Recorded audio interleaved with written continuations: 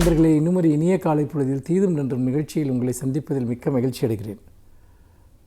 இன்றைக்கு ஒரு மிக முக்கியமான நாள், உலக தாய்மொழிகள் தினம். இன்றைய தினம் பிப்ரவரி 21 உலகளாவிய அளவில் தாய்மொழியினுடைய முக்கியத்துவத்தை நிலைநிறுத்தவும் அது சார்ந்த ஒரு அவசியத்தை வலியுறுத்தவும் இன்றைக்கு இந்த உலக தாய்மொழிகள் தினம் உலகம் முழுக்க கொண்டாடப்படுகிறது. யுனெஸ்கோ இந்த தினத்தை உலக தாய்மொழி தினமாக அறிவித்து அந்த ஆண்டுதோறும் இதை நாம் பின்பற்றி வருகிறோம். எந்த ஒரு வரலாற்று பின்புலத்தின் அடிப்படையில் இந்த உலக தாய்மொழி தினம் கொண்டாடப்படுகிறது என்பதை நாம் சற்று நினைவு கூறுவோம். அதாவது இந்தியா பாகிஸ்தான் பிரிவினைக்கு பிறகு பாகிஸ்தான் கிழக்கு பாகிஸ்தான் மேற்கு பாகிஸ்தான் என்ற 2 பகுதிகளாக இருந்தது. அதில் மேற்கு பாகிஸ்தானை சேர்ந்தவர்கள் உருது மொழியை தாய்மொழியாக கொண்டிருந்தார்கள். கிழக்கு பாகிஸ்தானை சேர்ந்தவர்கள் வங்க மொழியை தாய்மொழியாக கொண்டிருந்தார்கள். மதத்தால் அவர்கள் அனைவரும் இஸ்லாமியர்களாக இருந்தால் கூட பண்பாடு மொழி சார்ந்து 2 வேறுபட்ட மொழி பாரம்பரியத்தை கொண்டவர்களாக இருந்தார்கள். இது பல முரண்பாடுகளை உருவாக்கியது. காரணம் என்னவென்றால், கிழக்கு பாகிஸ்தானில் பெரும்பாலானோர் வங்கமொழி பேசுகிறவர்களாக இருந்தாலும் அங்கு அரசு மொழியாக ஆட்சி மொழியாக உருது தான் இருந்தது. அப்படிப்பட்ட நிலையில் அங்கு வங்கமொழி ஒடுக்கப்படுகிற நிலைக்கு எதிராக வங்கதேச மக்கள் கொதித்து எழுந்தார்கள். அங்கு ஆட்சி மொழியாக அரசு மொழியாக இது வங்கமொழி அறிவிக்கப்பட வேண்டும் என்பதற்காக அந்த போராட்டம் நடைபெற்றது. அந்த போராட்டத்தின் போது 1952 நடந்த அந்த போராட்டத்தில் 4 பேர் உயிரிழந்தார்கள்.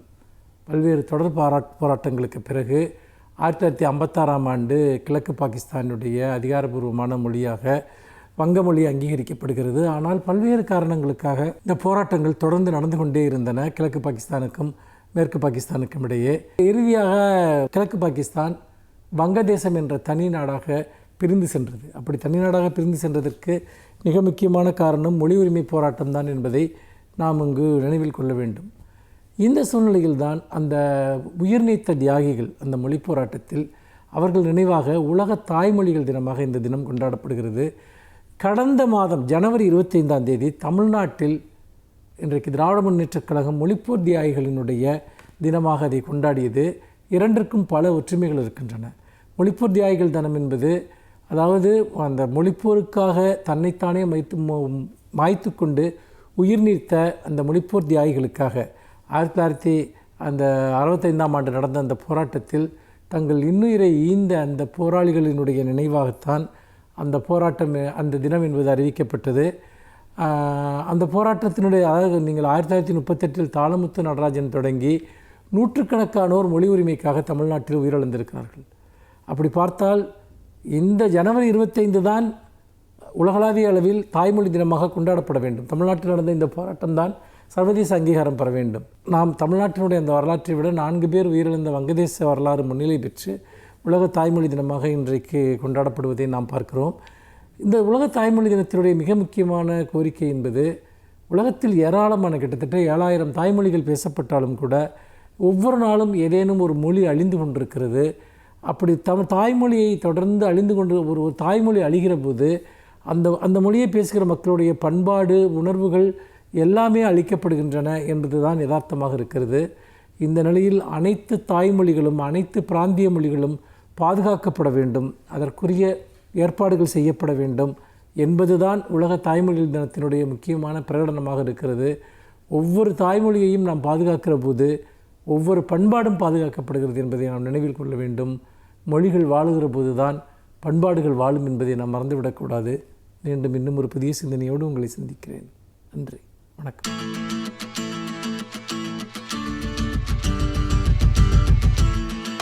அனைவருக்கும் என் அன்பு வணக்கம். பிப்ரவரி 21 என்பது தாய்மொழி நாள், உலக தாய்மொழி நாள் என்பதை நாம் அறிவோம். இன்டர்நேஷ்னல் மதர் லாங்குவேஜ் டே என்று ஆங்கிலத்தில் அதை சொல்லுகிறார்கள். அந்த மதர் டங் டே என்றால் இந்த உலக தாய்மொழி நாள் என்பது எதற்காக ஒரு நாளாக அன்றைக்கு ஐக்கிய நாடுகள் அவையிலிருந்து சொல்லப்பட வேண்டும் என்று ஒரு கேள்வி இருக்கிறது. எல்லோரும் அவரவர் தாய்மொழியை கொண்டாட மாட்டார்களா என்ன?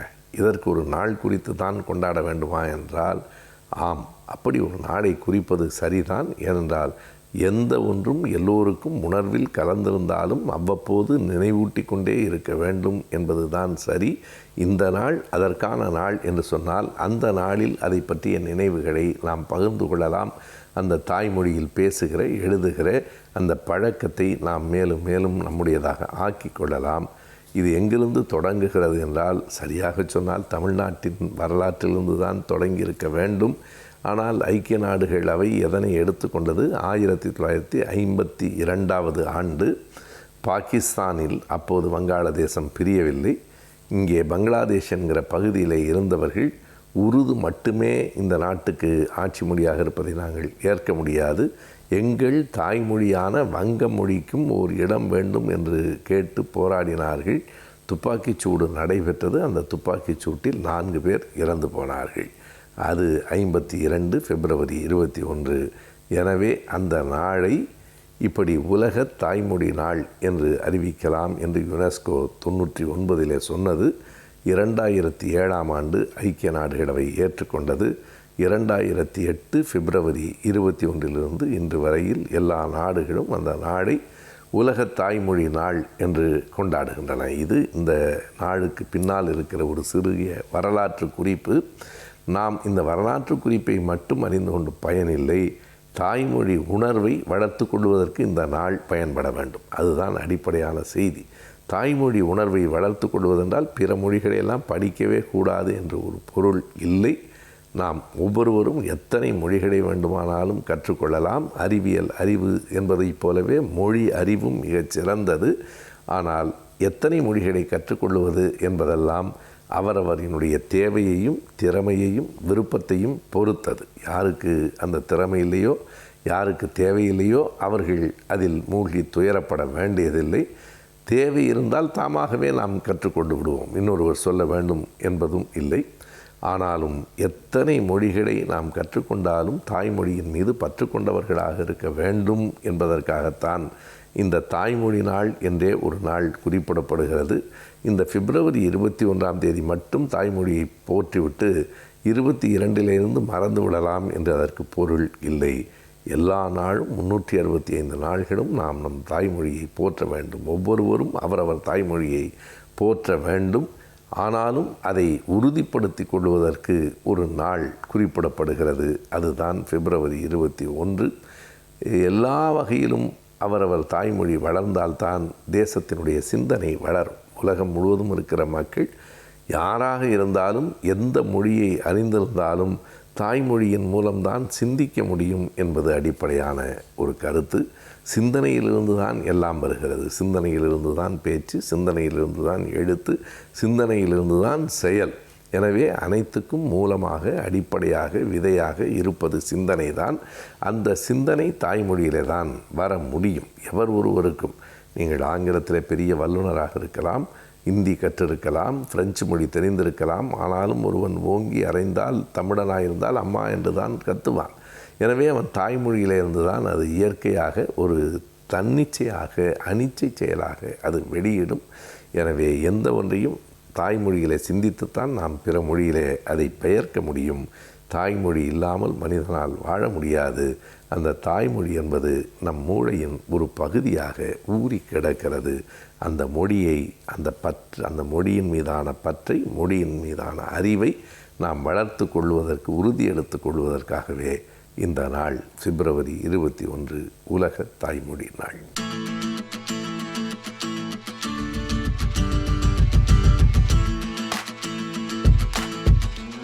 வணக்கம் நேயர்களே.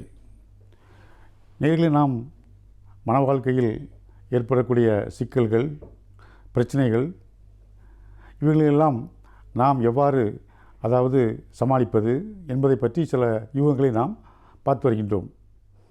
அதில் ஒவ்வொன்றாக பார்த்து வந்தோம். நாம் பிடித்தது, பிடிக்காதது, விட்டு கொடுப்பது, பிறந்த வீட்டை பற்றி நாம் பெருமையாக பேசாமல் இருப்பது என்று பல யுக்திகளை நான் உங்களிடம் கூறி வந்தேன். அதில் ஒரு முக்கியமான ஒன்றாக இருப்பது தாம்பத்தியம். மன வாழ்க்கையில் தாம்பத்தியம் என்பது பொதுவாக செக்ஸ் என்று சொல்கின்றோம். அதை பற்றிய பாலியல், இதை பற்றிய பிரச்சனைகள், அதை பற்றிய விவரங்களை எல்லாம் நாம் வெளிப்படையாக சொல்வதற்கு நாம் இன்றும் அதாவது வெளிப்படையாக சொல்லக்கூடிய ஒரு நிலைமை இன்னும் வரவில்லை. அதாவது அதுபோல் ஒரு சந்தர்ப்பம் தான் நிலவுகின்றது. பால்வினைகளை பற்றி, பாலியல் பற்றி விரிவாக வெளிப்படையாக சொல்வதற்கு முடியாத ஒரு நிலையில் இருக்கின்றோம்.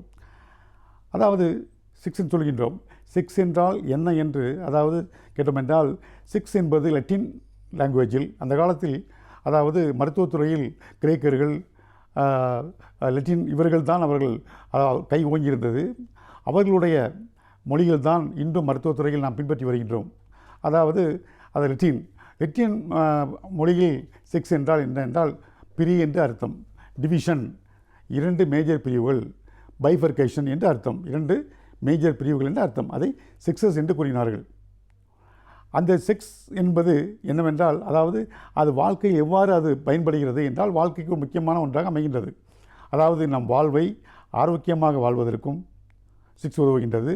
அது மட்டுமல்லாமல் நாம் நீண்ட ஆயுளுடன் வாழ்வதற்கும் அது உதவுகின்றது. வாழ்வு அர்த்தமுள்ளதாக மாறுவதற்கும் அது உதவுகின்றது. வாழ்க்கையில் அர்த்தம் வேண்டுமானவா, அர்த்தமுள்ள வாழ்க்கைக்கு அது உதவுகின்றது. ஆக ஒவ்வொரு கட்டத்திலும் அது செக்ஸ் என்பது நமக்கு அதாவது உதவுவதாக இருக்கின்றது. ஆரோக்கியமான வாழ்வு, அர்த்தமுள்ள வாழ்வு, நீண்ட ஆயுள் உள்ள வாழ்வு, இன்று நமக்கு அது பெரும் பங்கினை நமக்கு பகிர்கின்றது. அதாவது விஞ்ஞான முறை எடுத்துக்கொண்டோம் என்றால் எப்படி என்றால், விஞ்ஞான முறையில் உடல் ரீதியாக எடுத்துக்கொண்டோம் என்றால், அதாவது இருதயத்திலிருந்து நேரடியாக பிளட் சப்ளை எங்கு செல்கின்றது, தாம்பத்தியம் நடக்கும் நேரத்தில் அதை சப்ளை ஆகின்றது.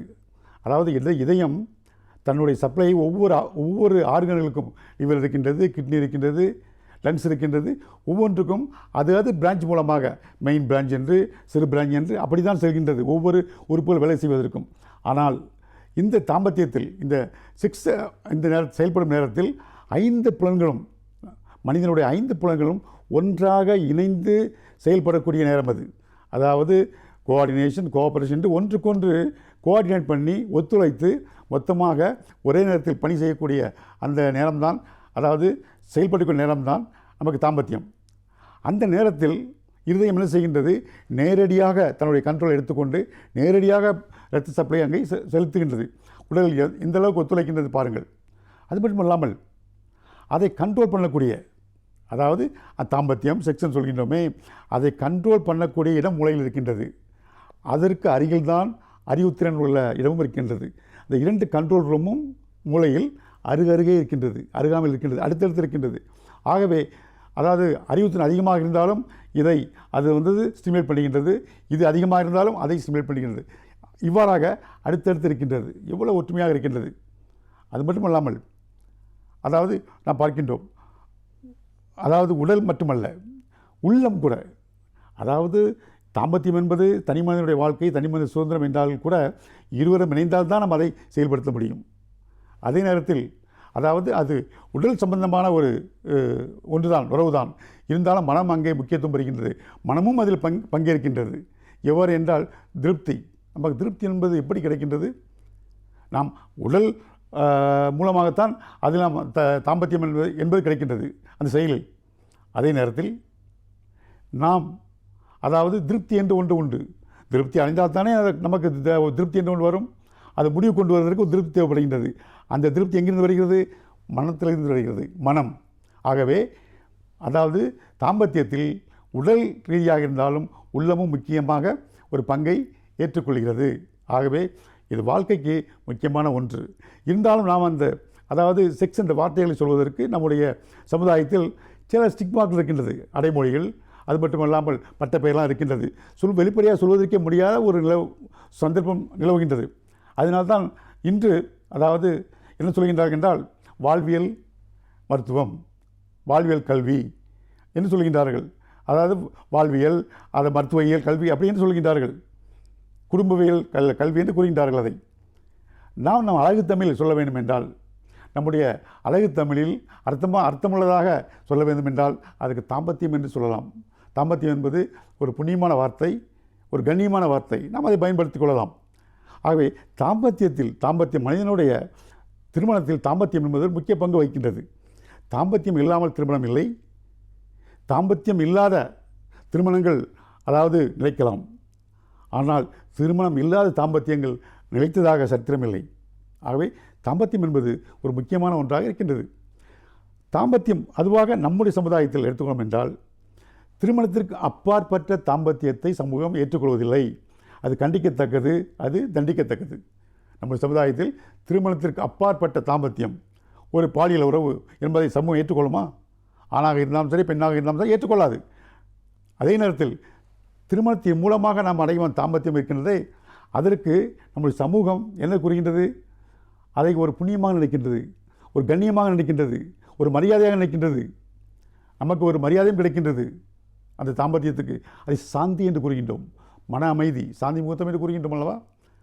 திருமணத்தின் மூலம் அதை அடையும் பொழுது அதனுடைய கண்ணியமும் அதனுடைய மதிப்பும் கூடுகின்றது. ஆகவே திருமணத்தில், தாம்பத்தியத்தில், அதாவது இந்த தாம்பத்தியம் ஈடுபடும் போது அதில் சில கட்டுப்பாடு இருக்கின்றன.